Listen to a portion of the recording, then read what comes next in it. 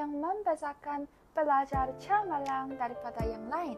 Adakah ia bakat, kepintaran, atau nasib? Tidak. Perbezaan sebenar terletak pada tabiat dan strategi.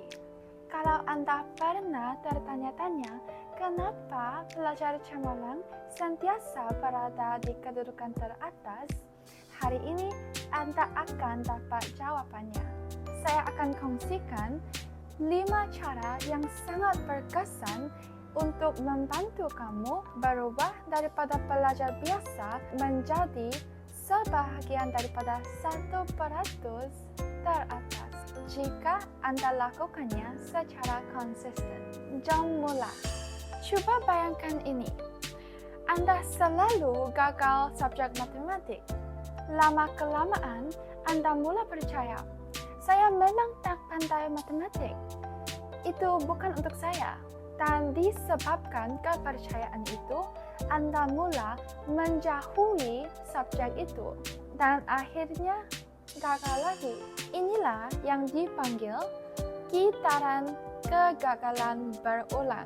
Satu-satunya cara untuk keluar daripadanya adalah dengan menukar mindset Anda.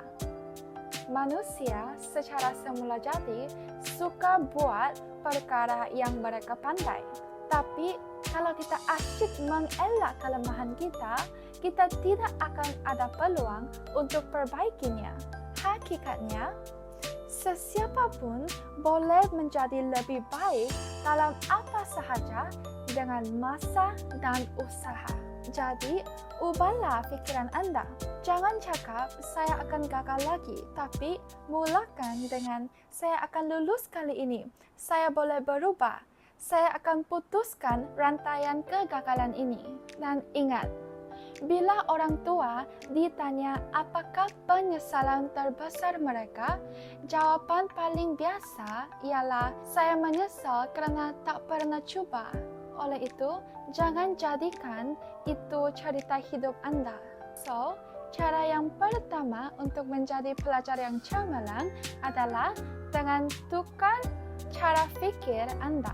Seterusnya, cara yang kedua adalah dengan menganalisis kertas peperiksaan dan cara belajar Anda.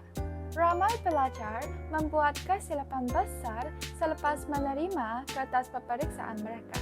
Mereka simpan sahaja kertas peperiksaan tersebut dalam beg dan tak tengok langsung.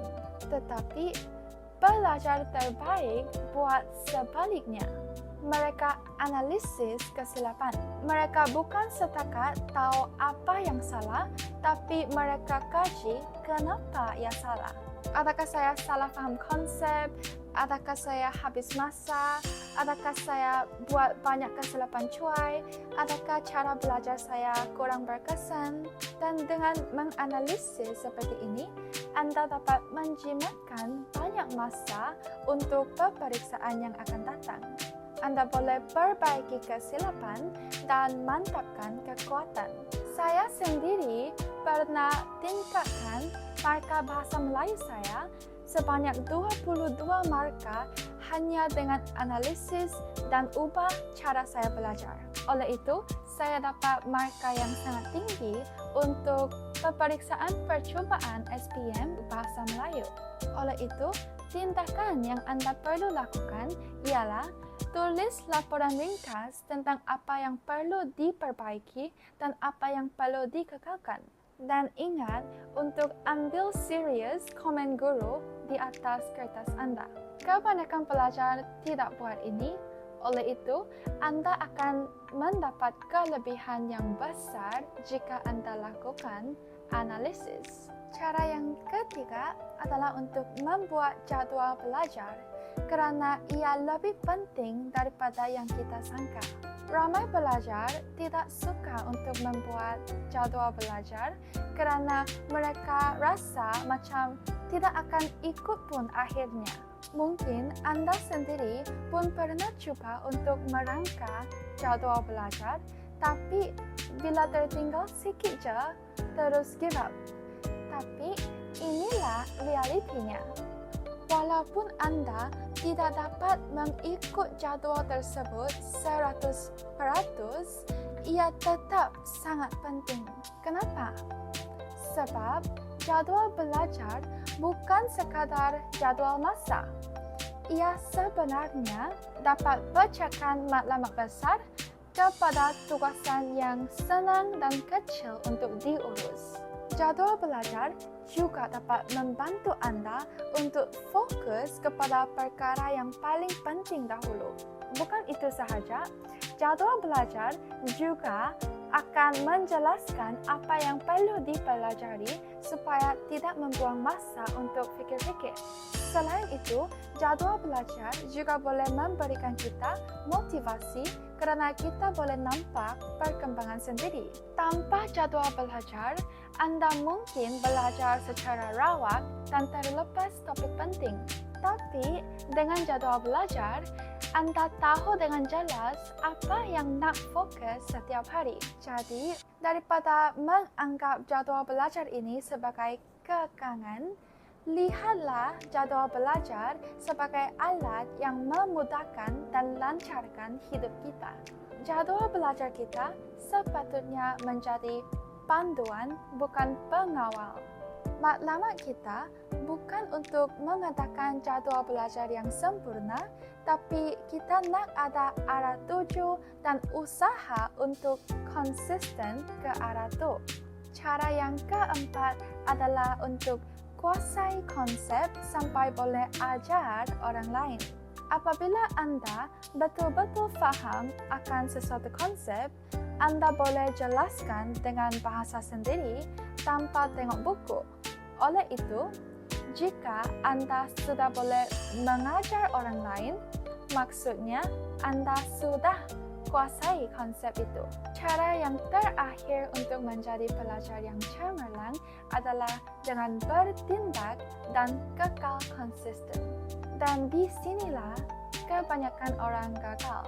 Mereka selalu dapat semangat buat perancangan dan selepas itu senyap. Kenapa? Kerana motivasi itu tidak kekal.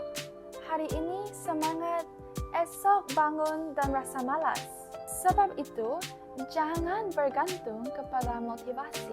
Pelajar terbaik tak tunggu mood rajin.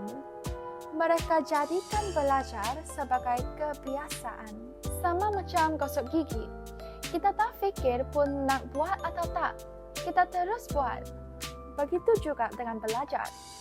Tiada ragu-ragu, terus bertindak sahaja. Dan yang paling penting, walaupun tak minat untuk buat sikit pun tak apa. Yang penting, teruskan buat setiap hari. Dan itulah rahsia sebenar pelajar yang cemerlang. Dan itulah rahsia sebenar pelajar yang berjaya. Menjadi pelajar hebat bukan tentang kerja ekstrim atau belajar sampai hidung berdarah, tetapi ia tentang konsisten, strategi, dan usaha yang bijak. Oleh itu, ingatkan, tukar mindset, belajar daripada kesilapan, buat jadual yang realistik, faham konsep bukan hafal, dan ambil tindakan setiap hari. Kejayaan tidak dibina dalam satu hari, tapi ia dibina setiap hari. Dan itu sahaja untuk video saya hari ini, dan terima kasih kerana menonton video saya.